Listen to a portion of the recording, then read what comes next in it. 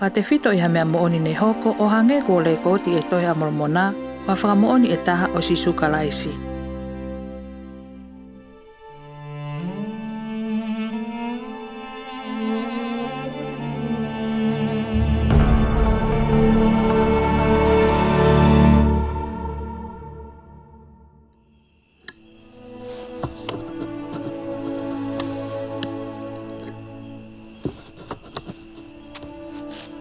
Mai, hela mani, mai.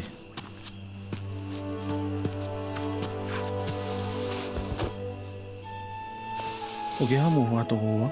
Iyo, sai, ura ki o where peki a koe toko ta. Hangot ki lau.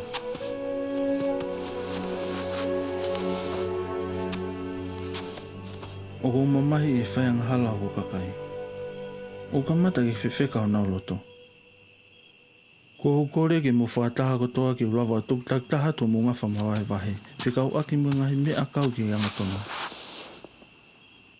E hok foha, whanong ke ngahi rea. O whapapau ki te koe. E whatatau ki o tau hinga whikau e o tua, a ho tū maari e whanua. Nei whakailo he ene angilo maani o ni ngai mean ke te au. Alama, ko haa ko ke whakatanga e siasi o tua. Alu iho hala. E aua te whenga ke whakaauha i siasi. Ta tawa i pē ka pau ko holoto ke ka pusiko. Nei whamamahi i au i hapo e tō. Aki mamahi wa lau maari ko whakamala i au. Alama? Kana aku mana tuki e whanongo ki haki kite a tamai. Ke ha ere mai e toko taha o si sukalaisi. Ko ha alo e o tua. Kini whaia whaare rei e ngai anga hala e mamai. Koe taimina e nofo ai wata mai e whakaukaina e tangi au kuloto. E sisu. Koe alo o tua, alo ofa mai ke te au. I hok whakaukau ki ai. Nei kai ke utoi mana tui a hok ngai mamai. He toki mea whakawhiawhia. Moha mama whakaofa mo nia na aku wakai ki ai. Na e whonu o kulau maare i ha whiawhia nei lahi angu i hok mamai. Me i he taimi ko ia o wau ki he taimi. Mo e ku ngāwe ta e toku ke omi haka kai ki whatomala. Ke lawa o whanau i whaou i nau tolu i he otua mo whakafonu aki e lau maari maani oni. Pea kua whaki ke te au e ki ai whiawhia lahi au pito i he fua o e ngai ngāwe. Koe uhi koe wholofola ko ni whai ke te au. Ko whanau i ai hatoko lahi ki i he otua. Ko ia kunau ilo ki ngai me ani ko lau ki ai o hangi koe ku ilo. Ko eni. O whikau ke ave. Ai ngai le koti ne toke u tauhi.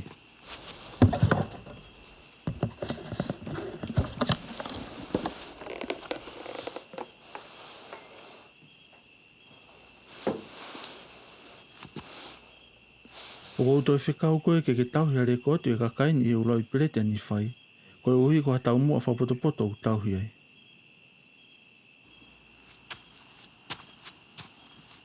Pea kui he ngahi lau i perete palasani ai ngahi le koti o e wholofola maani o ni. Ai au iai e tohi o hoko e tau ngai tamai. Nei kikitei e tau ngai tamai.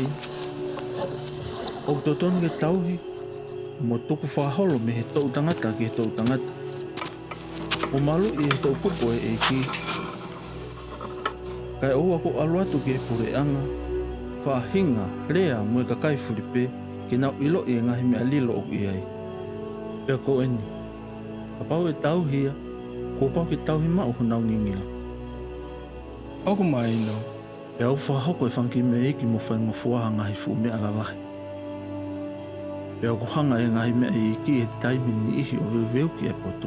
O ko hanga e ngahi le kotini mo i nau ngahi rea o whakaloto e kakaini ki whato mala. O nau omi ki nau toge ilo e iki ko nau o tua mo fia i e si sukalaisi ko nau huhu i. Pea he ilo na nau hoko kwa whonga ki omi ai halau iafe ke ilo ho nau huhu i. Ko eni o te gei ke whahaa ka kato mai ke te au hono kotoa ngahi mea riloni. Ko ia e ngatai u whakamatala. Manatu e o whoha, o ako e potoi o keisi i tau i ngai whikau e o tua. Whea rea aki mo e ki e mea kotoa pete ke whai, pea tene whai no ino i koi e mea ulele.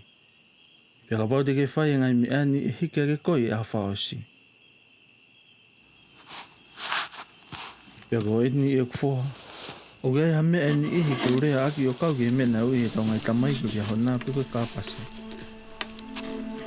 Nai te uia ke whakahaki e tau ngai tamai e hala ki na whanonga e whitu umamanga noa.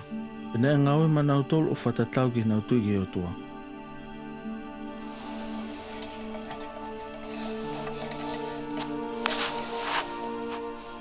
Ka pauni e nau tui e lava ke ai e o tua ke whahinu hino i onga hui e whitu ki na whauai. Nai whaia. Ko ena nau mau e manani pe mua ngai mana lai kehe i he malohi o tua mi he aho ki aho. Ne ongo ia ko uhi na e whahoko ngai mana ko ia aki ngai whonga iki. Nai ngalo ke nau tui mo whai verenga pe nai ngata lewa ngai ngau e whaafo ko ia. Pe ikai ki nau toi lawa o lakatu i nau whanonga.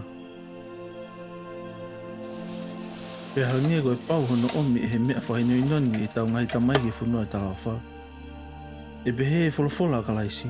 Ka pau te tau mui ki o nau alunga, tene awe whaalakatu ki tau tolu me he tere au e mamahi ki a whanua le reiangi o e tala ofa.